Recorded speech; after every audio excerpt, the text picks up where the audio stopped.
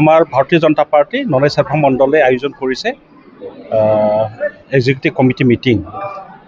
আমাৰ প্ৰত্যেক মণ্ডলে এতিয়া আমাৰ দলক শক্তিশালী কৰিবৰ কাৰণে আমাৰ এক্সিকিউটিভ মিটিং হৈ আছে। তাৰ আগতে আমাৰ যিটো মিটিং ইয়াৰ আগতে হয়, এইটো আমাৰ ডিষ্ট্ৰিক্ট লেভেলত হয়।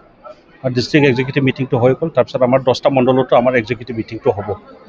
সেই হিচাপত আজি আমাৰ প্ৰথমটো মণ্ডল এক্সিকিউটিভ মিটিং হ'ল নলবাৰী চেৰফাং মণ্ডলত। ইয়াত আমাৰ সকলো বিষয়ববীয়া উপস্থিত আছে।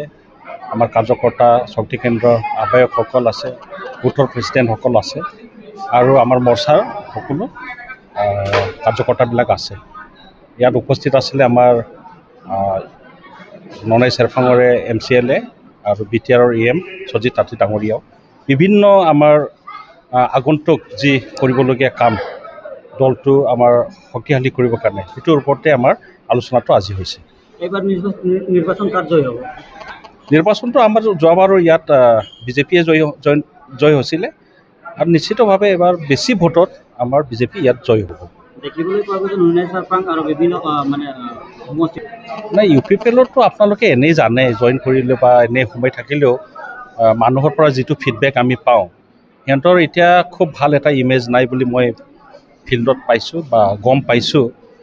আৰু ইলেকশ্যনত গম পোৱা যাব কোনে জয় হ'ব জয় নহ'ব, কিন্তু এতিয়া গম পোৱা মতে তেখেতসকলৰ পৰিস্থিতিটো ইমান ভাল নহয় বুলি মই ফিডবেকটো পাই আছোঁ।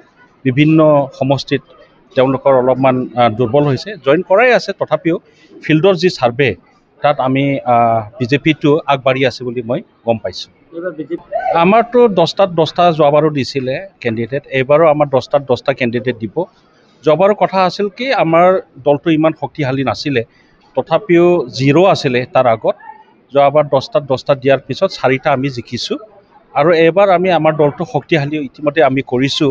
গতিকে মই ভাবোঁ যে আমাৰ 10টাত 10টা এইবাৰ জিকিব। হাগ্ৰামা চৰকাৰ হ'ব নে প্ৰমোদ বড়োৰ চৰকাৰ হ'ব, এইটো ৰিজাল্টৰ পিছতে গম পোৱা যাব। এইটোৰ নিৰ্ণয় আমি এতিয়া ক'ব নোৱাৰোঁ বুলিতো মই গম পোৱা নাই। তেওঁ কৈছিল যে তাতে এনে ইনফৰ্মেল তাতে লগ পাইছে যাওঁতে, কিন্তু ভিতৰত যি কথা হৈছে এইটো আমি গম পোৱা নাই। সেইকাৰণে মই তাৰ ওপৰত একো ক'ব নোৱাৰোঁ। নলবাৰী চেৰফাঙতো জয় হ'ব, এইটো 100%।